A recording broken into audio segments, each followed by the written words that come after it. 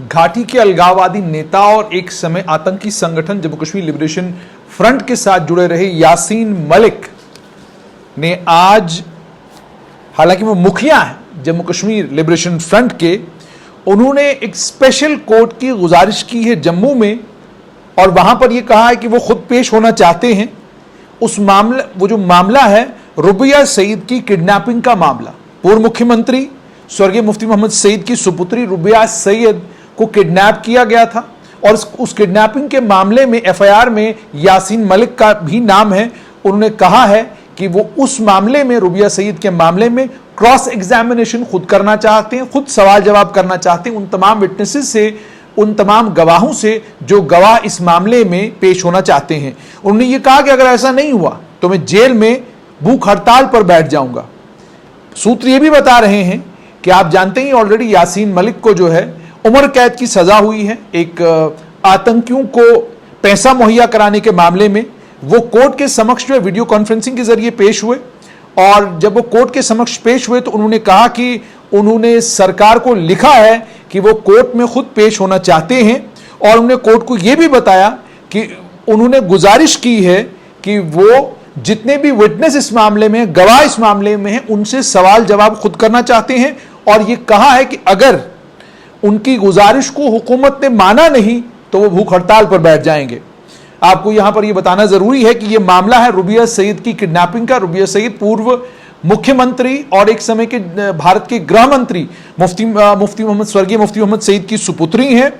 8 दिसंबर 1999 उनकी किडनैपिंग हुई थी, उन्हें किडनैप कर लिया गया था और 5 दिन के बाद 13 दिसंबर को उन्हें आतंकियों ने रिहा कर दिया था, जब उस समय के जो प्रधानमंत्री थे देश के, विश्वनाथ प्रताप सिंह वीपी सिंह की सरकार थी जिसको भारतीय जनता पार्टी का केंद्र में समर्थन था। उन्होंने 5 आतंकियों को, जो जम्मू कश्मीर लिबरेशन फ्रंट के आतंकी थे, उन 5 आतंकियों को एक्सचेंज में छोड़ा था। उसके बाद ये जो मामला है लंबे समय तक ठंडे बस्ते में पड़ा रहा और इस मामले को दोबारा रिवाइव किया गया 2019 में, जब नेशनल इन्वेस्टिगेटिव एजेंसी ने आतंकियों को माली मदद करने के एक मामले में यासीन मलिक को गिरफ्तार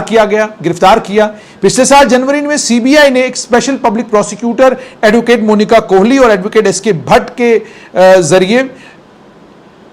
चार्जेस जो हैं 10 लोगों के खिलाफ फ्रेम किए थे और उसमें यासीन मलिक का नाम भी था रुबिया सईद किडनैपिंग मामले में। और आतंक की जो कहानी है घाटी की, उस आतंक की कहानी में यह एक बहुत बड़ा मोड़ था उनके।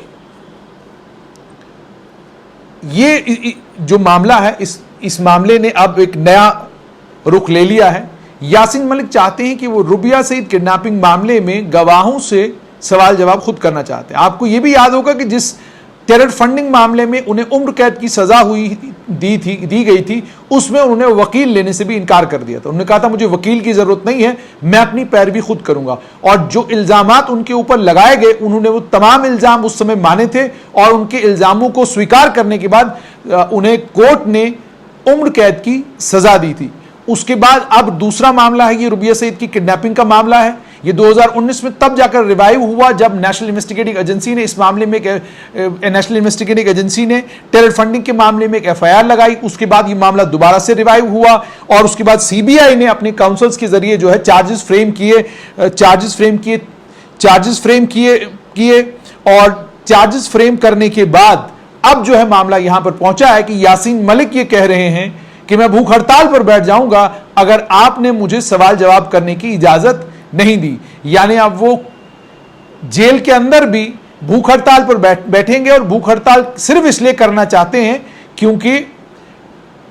वो रुबिया सईद के मामले में बिना वकील के खुद पूछताछ करना चाहते हैं। जेकेएलएफ को लेकर, जैसे मैंने आपको कहा कि वो जेकेएलएफ के मुखिया थे जम्मू कश्मीर में,